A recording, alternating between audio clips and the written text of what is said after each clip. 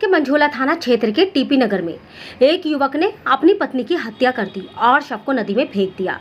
आरोपी पति ने पत्नी की गर्दन काटकर इस वारदात को अंजाम दिया। बाद में उसने पत्नी को लापता बताकर तलाश करने का नाटक किया, लेकिन पुलिस को शक हुआ और आरोपी को गिरफ्तार कर लिया। तो वहीं एसपी सिटी रणविजय सिंह ने इस मामले का खुलासा करते हुए बताया कि आरोपी पति ने अपनी पत्नी की गर्दन काटकर हत्या की और शव को नदी में फेंक दिया था। पुलिस ने आरोपी को गिरफ्तार कर आगे की कार्रवाई शुरू कर दी है। मीडिया का अधिकार न्यूज़ मुरादाबाद। एक आरोपी पकड़ा मंझोला थाना पुलिस ने, हत्या का क्या पूरा मामला? देखिए, सीओ सिविल लाइंस और एसएचओ मंझोला प्लस उनकी टीम ने एक बहुत ही सनसनीखेज मर्डर केस का खुलासा किया है। इसमें थाना मंझोला पर 18 तारीख को 18/4/2025 को एक महिला के द्वारा अपनी बेटी की गुमशुदगी लिखाई गई थी।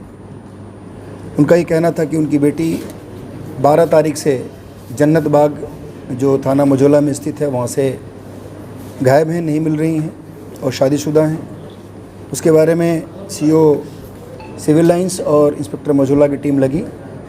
उसमें सर्विलांस और हमारे जो एसओजी की टीम थी, सबने अपनी अपनी भूमिका निभाई और लगभग 1 महीना से पहले ही इस घटना का खुलासा हुआ है।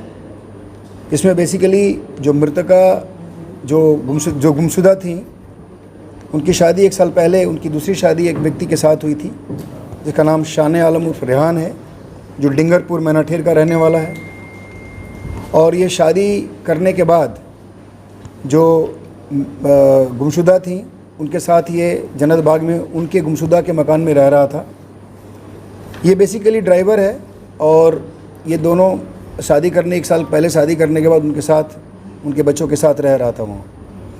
बेसिकली जो वो मकान था, जिस मकान में लोग रह रहे थे, वो मकान जो गुमशुदा थी उनके नाम पे था। और ये जो उसका शादी करने वाला जो पति था शाने आलम उर्फ रेहान, ये इसकी नज़र उस मकान पे थी और इसने उस मकान को हथियाने के लिए ही उससे शादी की थी। और उसने प्लान किया था कि कुछ दिनों के बाद इसको हम कहीं ना कहीं गायब कर देंगे, इसकी हत्या कर देंगे और उसके बाद इस मकान को अपने नाम करा लेंगे। शादी के बाद से लगातार ये उसको मकान को अपने नाम में कराने के लिए दबाव बनाता रहा, लेकिन उसने मना किया। अंततः 12 तारीख यानी 12/4 को इसने जिससे शादी हुई थी, जो गुमशुदा थी, उनकी हत्या कर दी और हत्या करके शव को उसी घर में वहीं पे छिपा दिया।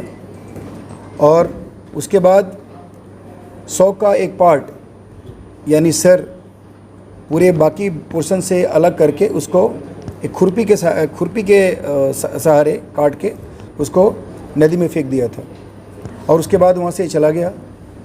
जब ये गुमशुदगी दर्ज हुई, हम लोगों ने लगातार बहुत सारे इलेक्ट्रॉनिक एविडेंसेस को कलेक्ट किए, उसमें बातचीत छानबीन की गई।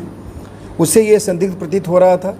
इसके बार बार इस रेहान उर्फ शाने आलम को बुला करके पूछताछ करने का प्रयास किया जा रहा था, ये नहीं आ रहा था।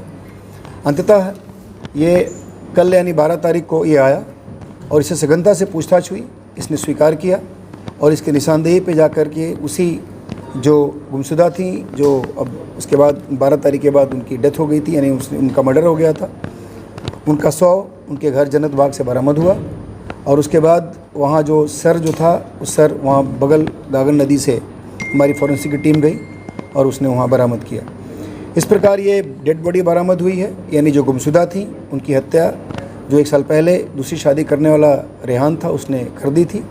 इसको हम लोगों ने गिरफ़्तार किया है और उस जघन्य हत्या में जो खुरपी था वो बरामद हुआ है। बाकी मृतका के आधार कार्ड और मोबाइल फ़ोन बरामद हुए हैं और जो ये मर्डरर है इसका भी मोबाइल और बाकी डॉक्यूमेंट्स बरामद किए गए हैं। इसमें इसको आज अरेस्ट करके जेल भेजा जा रहा है। बाकी हमारे पास सारे एविडेंस वहाँ से हम लोगों ने ले लिए हैं और इसमें अग्रिम इन्वेस्टिगेशन की कार्रवाई की जा रही है। पुलिस को किस तरीके से लगा कि इसमें देखिए, जो ये जो बातें बता रहा था, चूँकि ये हस्बैंड था तो इससे पूछना स्वाभाविक था हम लोगों का। हम लोग जब इससे बात कर रहे थे और इसको थाने पर लाकर पूछताछ करने का प्रयास कर रहे थे तो ये बहुत अवॉइड कर रहा था, इग्नोर कर रहा था और बाहर होने का बहाना कर रहा था। इसके जो इलेक्ट्रॉनिक रिकॉर्ड्स थे, इसकी बातें थी, उसमें कुछ विरोधाभास दिखा। उसके बाद हम लोगों ने सख्ती करके इसको कल बुलाया और उसके बाद जब इससे पूछताछ हुई तो सारी घटना का खुलासा हुआ। सर ये किस तरह से कांटेक्ट में आया था महिला के? देखिए, तो बेसिकली सेकंड मैरिज की बात थी। ये भी जो ये मर्डरर है साने आलम, इसकी भी संभवतः दूसरी शादी हुई है ये, और उनकी भी पहली शादी टूट गई थी, दूसरी शादी थी जो मृतका हैं।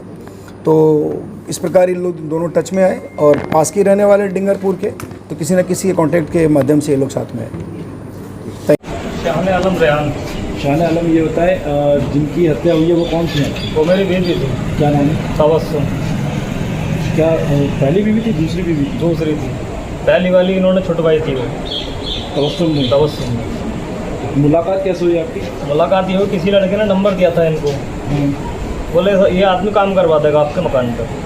तो मकान तो बाद में हुआ था, काम भी बाद में हुआ था उस मकान में। पहले इन्होंने मेरे से शादी करी थी, मैंने मकान बनवाया, सब काम कराया उस मकान पर। उसके बाद ये मुझसे टाले वाले कर रहे, कभी नंबर ब्लॉक कर देख रहे थे मेरा, कभी ये धमकी देख रहे थे, बोले मुझे नहीं रहना, बोले तुम चाहे अपनी शादी कहीं भी कर लो। मैं बोला मेरा काम यही होगी, मैं शादी करता रहूँगा अपनी, मैं मेरी छोटी बच्ची भी है, सब कुछ है, तुमने घर बिगाड़ा है, अब तू मेरे संग ही रहे।